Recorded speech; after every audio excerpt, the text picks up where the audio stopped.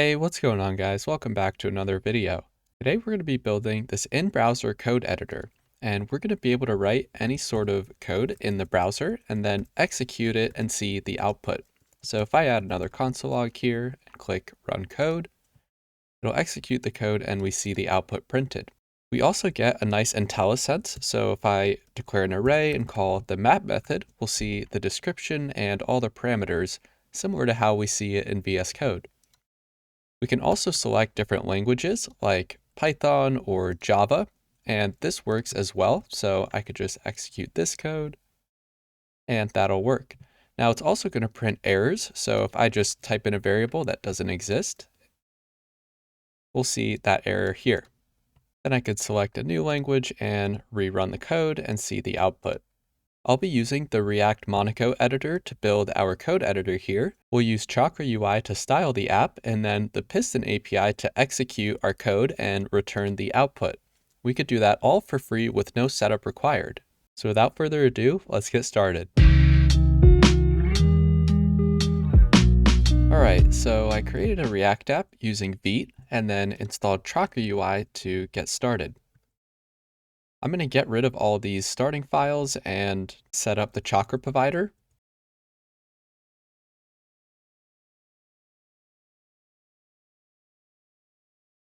Let's get rid of all of these CSS files. And then in our main.jsx, we're going to wrap our entire app in a Chakra provider. Let's import that at the top. And then we need to import our theme. So I created a theme here that's just going to enforce dark mode on our app, and we need to import that and pass it in as a prop. Now if we hit save, we should be able to see our app running in the browser. So to start it up, we need to run npm run dev, and then go to localhost on port 5173. And we should see our app running here. Now let's start styling our app container. So in this box, I'll give it a min height of 100 VH. I'll also set the background color to a custom color that I just picked out. We'll set the text color to gray.500, then give it some left and right padding of 6 units, and then top and bottom padding of 8 units. So now if we save, we should see those styles being applied. Now let's create the code editor on the left half of our app. Under the source folder, let's create another folder called components. And in there, we'll create a file called codeeditor.jsx. Now in here, we're going to return a box from Chakra. And now we need to import the Monaco code editor. Let's open up the docs for the Monaco code editor, and it's called @monacoeditor/react. And now we can scroll down to see the example. Make sure to install the package if you haven't already. And then in this code, you can see that we just need to use the editor component and pass it a few props. So I'm just going to go ahead and copy this and just paste it into our app. Let's make sure to import the editor from Monaco editor. And now let's save and see what it looks like in our browser. First, we need to import the code editor into our app. And now we should see it in our browser. So here it is. And our editor is working, and now we can start writing some JavaScript. The first thing I want to do is get rid of this horrible light theme. To do that, let's go back into our code editor, and right below the height, let's add a theme prop, and this could be VS Light or VS Dark. Then let's decrease the height to 75 VH, and now let's add some state to our editor. So to store the value of this code that we're writing, let's create a piece of state above. We'll call it value, and by default, it'll be an empty string. Let's make sure to import useState from React. And now let's pass this value in as a prop. So the prop is called value, and we want it to be equal to our value that's in the state. Now we need to add an onChange handler, and this will be a function that gets the value from the editor and then updates our state. And we don't care about the event, so we can get rid of that. And now when we save, we should see those updates here. And as we type, it'll still work as expected.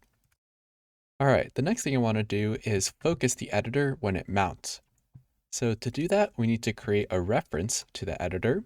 So above our state, let's create a reference. We'll call it editor ref, and that'll be equal to useRef.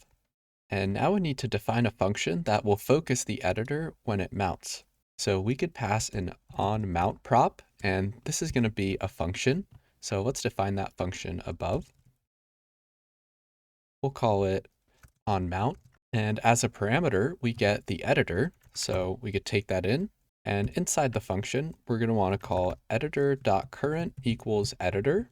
So that's going to set the value of our reference to the editor passed in. And then we're going to call editor.focus. Now let's pass this onMount function here.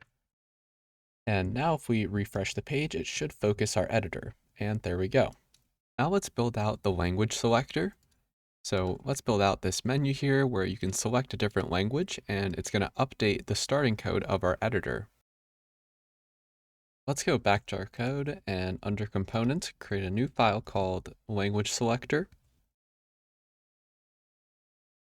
And in here, we'll return a box and let's add a text element and we'll just say language.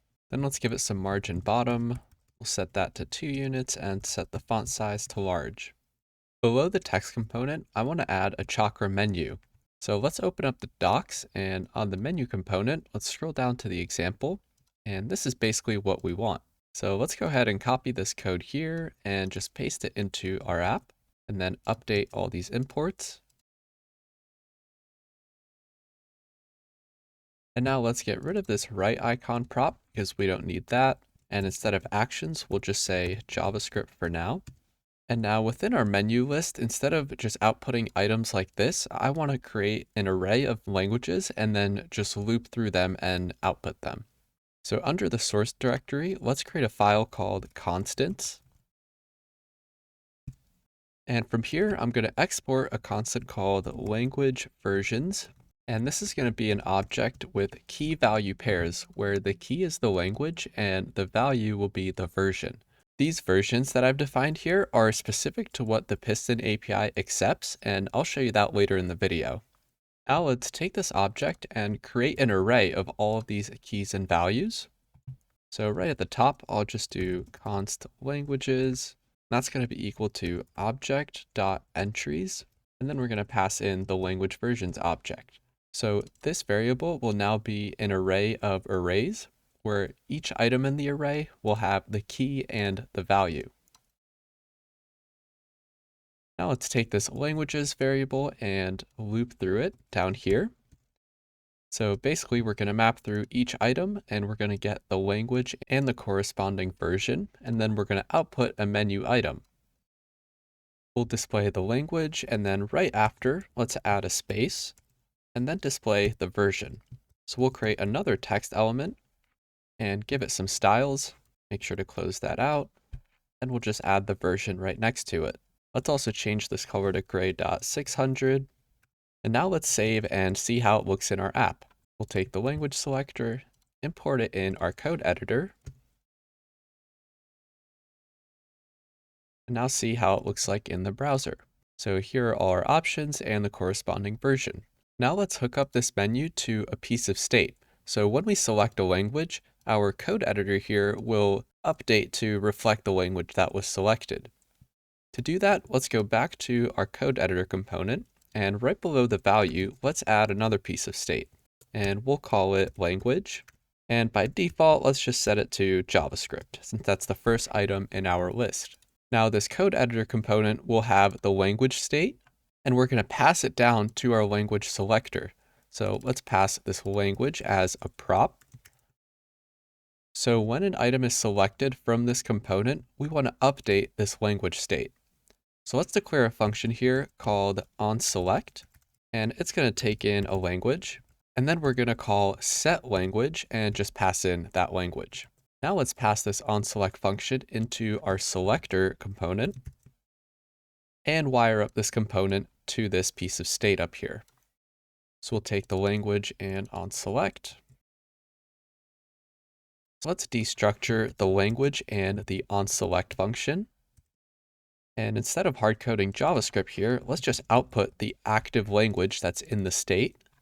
And then on our menu item here, when we click it, we want to run the onSelect function. So let's add an onClick handler, and that's just going to call a function and pass in the language.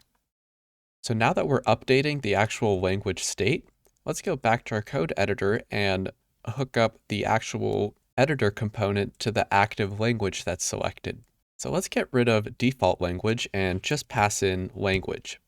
And the value will be the language that's in our state.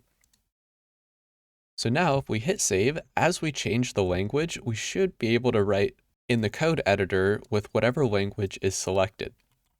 Let's test that out. Right now it's JavaScript, so let's just declare a variable, and that seems to be working. And then if I change it to Python, then this is no longer valid, and I'll have to do something like this. And we see that we're getting this nice indent, and it looks like our syntax highlighting is working. The next thing I want to add is when we select a new language, it should update this starter code so that we get a little preview of the language and we could easily edit it. So right now it's Python, and when I change it to C#, we get this boilerplate code. So in order to do that, we need to create a constant back in our constants.js, and we'll just call it code snippets. And basically each language that we've defined here will also exist on the code snippets, and the value will just be some starter code. So I just wrote this out on my own, and it's basically just boilerplate code for each language. So let's take this code snippets object and go back to our code editor. And when we select the new language, we set the language state. And then right after, we want to set the value of our code editor. And the value will be that code snippet. So we'll do set value. And in here, let's access our code snippets object and then pass in the language that was selected. So now when the value resolves, it'll be one of these strings. So let's hit save and test it out. So we're in Python. Now if I go to TypeScript, we get that snippet. And then if I go to C#, we'll get that one. And they all seem to be working. Now let's finish styling this menu, because right now we don't know which of these items is selected. We have to look up here. And let's also change the color of all of this. So let's go back to our language selector, and we'll start by setting some margin on this box. So a margin left of 2 units and a margin bottom of 4 units. On the menu, let's also add the isLazy prop so that all of these children aren't rendered until the menu's actually open. And then let's add a background color to the menu list. And I'll just set it to a color I picked out earlier. And now let's work on the colors of each individual menu item. So now that we have the active language being passed in, we can know whether the current item we're iterating through is the active language or not. To do that, let's add a few props. So for the color prop, we want to check, is the language we're currently iterating over the same as the active language? So let's actually rename this language to just be lang, so we can differentiate between the current language we're iterating and the language in our state. And now we could do a check, is the lang that we're iterating over equal to the language in our state? If it is, then we want to set the color to blue.400. Otherwise, we could just leave it as an empty string. Next, let's add the background color. So we want to do the same check. So is the language that we're iterating over equal to the language in the state? Then we'll set the background color to gray.700. Otherwise, we want it to be transparent. Next, let's add the hover state. So we'll do _hover and then pass it a few styles. So on hover, we want the color to be the active color, which is blue.400 right here. And the background to be gray.900. And since we're using this blue.400 as our active color, I'm just going to store it in a constant above so it's easier to change later on. So we'll do const active color, and that'll be blue.400. And then let's replace these two instances. So now if we ever want to change the color, we only have to change it up here. The background color here should actually be gray.900, not 7. And now let's save this and test it out in our browser. So I'll just refresh, and we have JavaScript selected. And then if we select Python, we'll see that be highlighted, and it looks like it's working properly. I forgot to add parens to the version, so let's go ahead and add that in real quick. In this version, let's just wrap it in parens. And then back in the code editor, let's get rid of this default value here, and let's set it equal to the code snippets object with the active language selected. So now the default value will match the current language.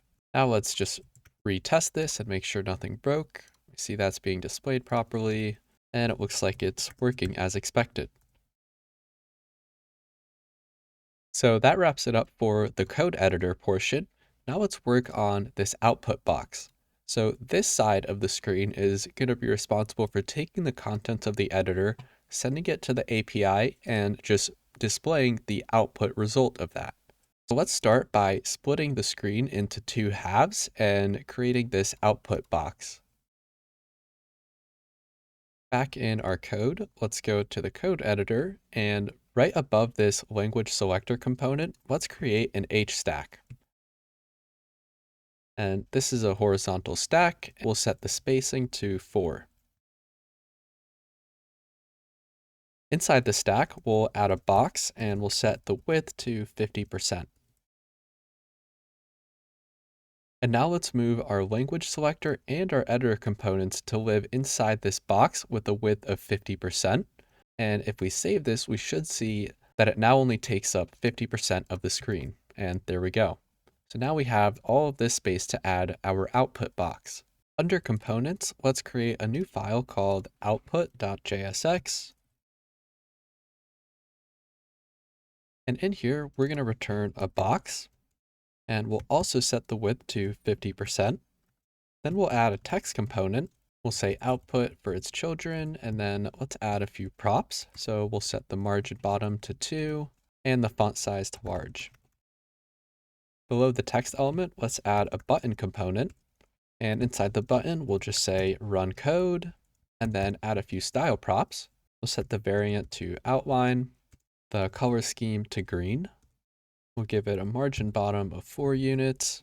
Then below this button, let's create our actual output box. So we'll do another box here and pass some more props. We'll set the height to 75 VH, so it'll match what our code editor height is. We'll give it a padding of 2 units, a border of 1 pixel solid. We'll set the border radius to 4, and then the border color for now will be 333. Then inside this box, let's just put some test text for now. Now let's take this component and import it in our code editor component. Right after this box with a width of 50%, we'll output our component here. And now let's see how this looks like in the browser. So here's our output, there's our button, and it all looks as it's supposed to. Now let's begin wiring up the functionality. So when I hit this run code button, we need to get the contents of this and make a post request to the Piston API. Let's start by building out the logic for this run code button. We'll go back to our output component and create a function for this button. We'll come right above here and declare an arrow function. We'll call it run code. It's not going to take any arguments, and we also need it to be async. Now, the first thing we want to do in this function is get the source code in this editor. And we know that the value for the code editor is in this code editor component. It's in this state called value. So we can either pass this state into our output component or just pass the editor ref. So I'm just going to pass the editor ref, pass it in like that.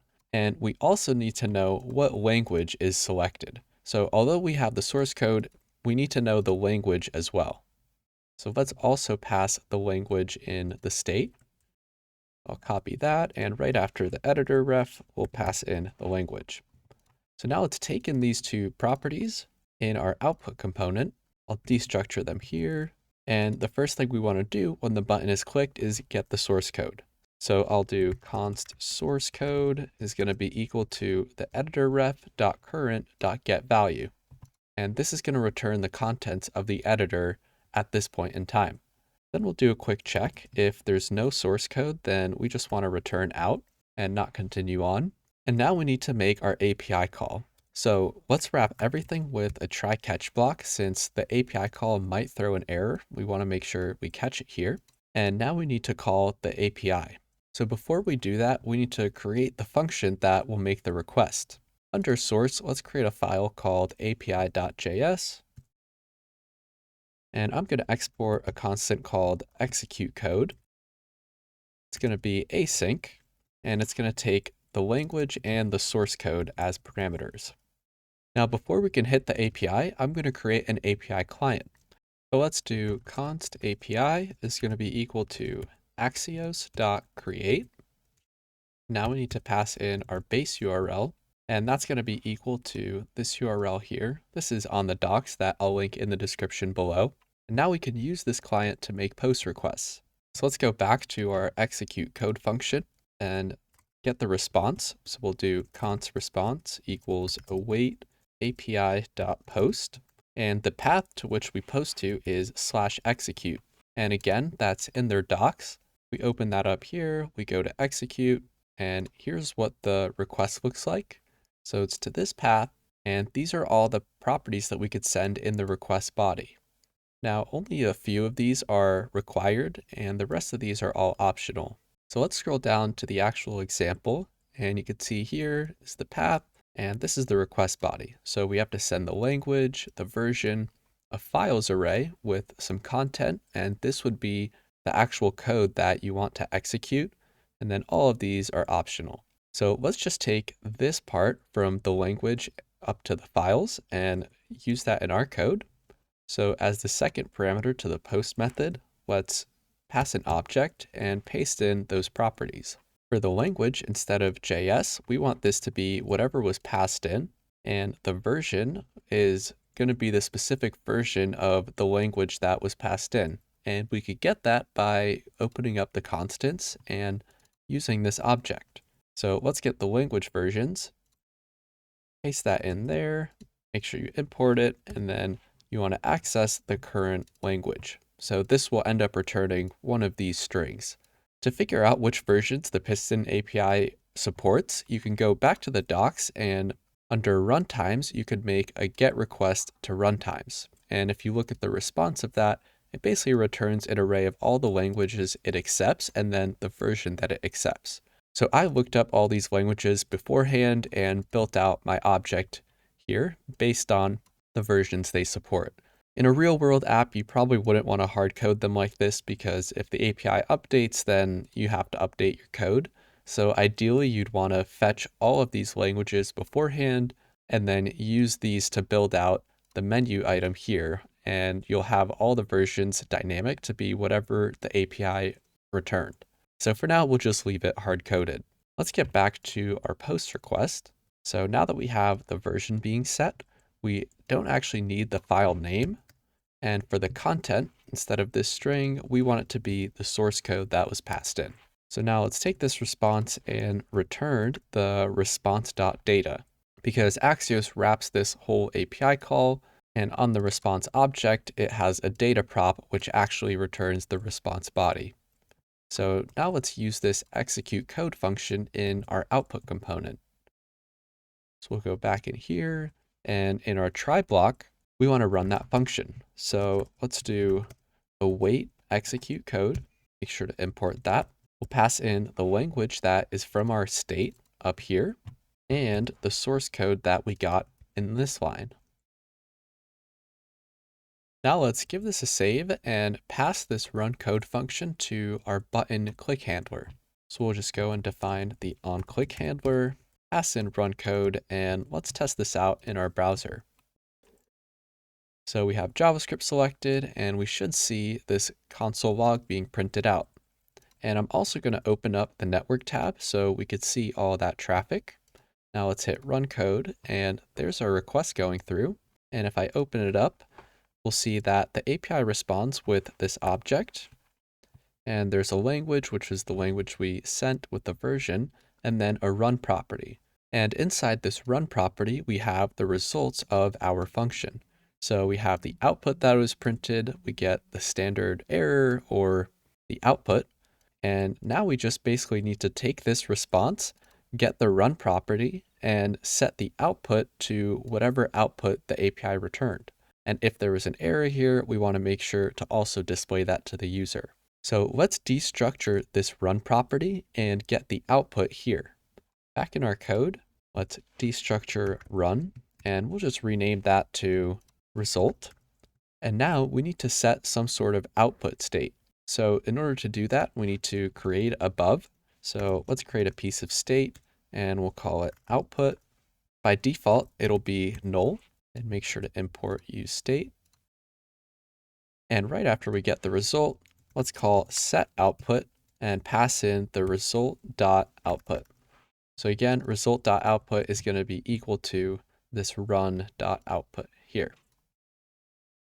Now that we're setting the output state, let's actually use it to display the output below.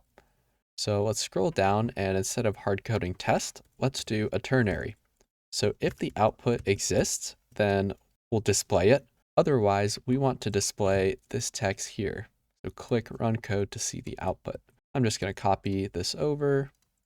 And now let's hit save, and we should be able to see our output when it gets set, when the API responds. So let's give this another test run. I'll keep this network tab open. And when I click run code, it'll run, and there we go. We see our output.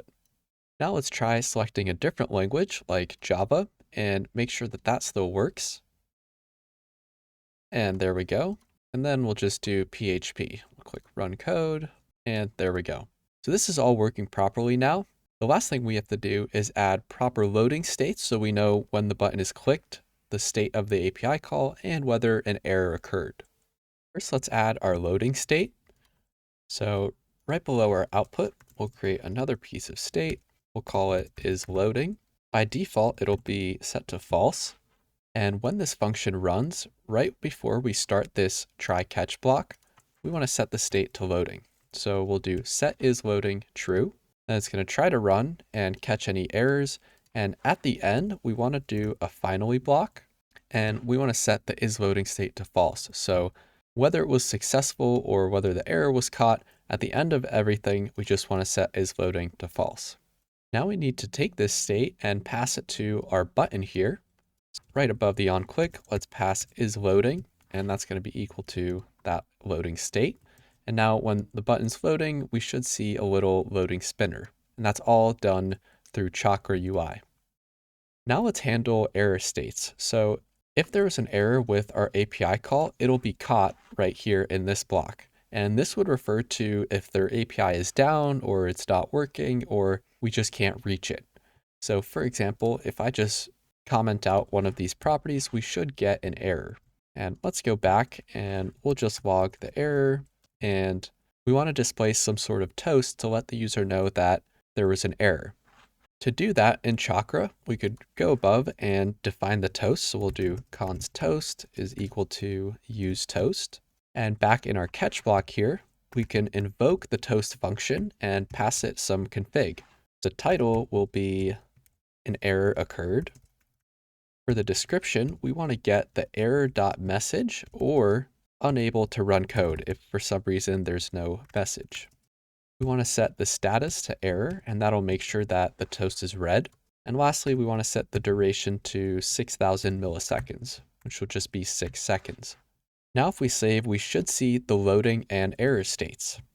So I'll come back here, refresh, and open up the network tab.